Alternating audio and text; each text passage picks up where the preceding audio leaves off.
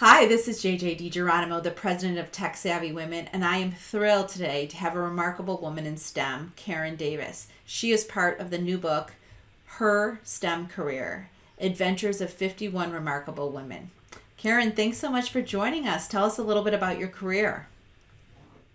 Thanks for having me here today. So I work at RTI International, which is a contract research firm in Research Triangle Park in North Carolina. I'm the vice president of the Research Computing Division, and I am the CIO of the business unit in which I work. Well, it is an honor to meet you. As you can imagine, you are among a small group of women that are CIOs. So it is quite an honor to include you in our video series and also include you in this great book.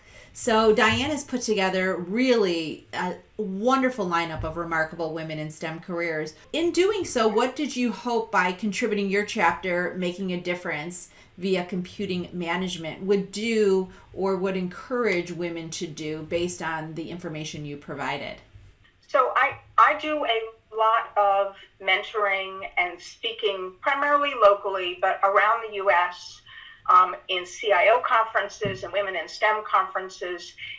And as I was graduating college and embarking on my career, it was at a time where there really were very few women in business, unless they were secretarial.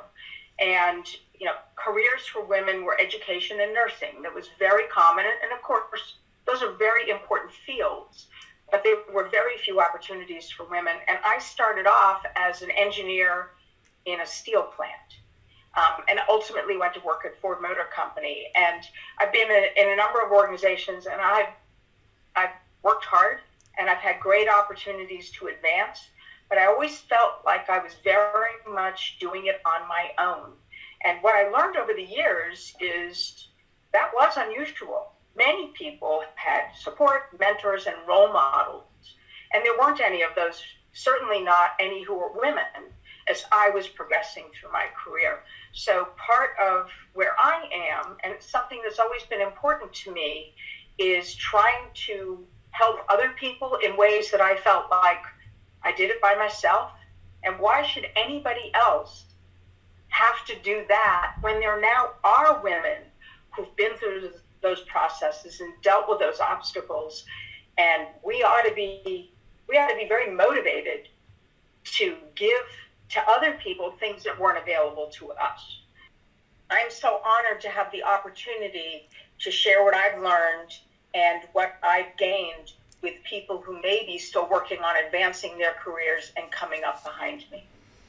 Karen, this is fantastic. I'm so excited to share this new book, Her STEM Career, with all the women in my network, and I hope that more women take the time to pick out stories like yours to motivate them and encourage them, as they may feel to be the only person, but really there's so many of us. There's thousands and even millions of women now that are in STEM-based careers that are looking to reach back and pull women through.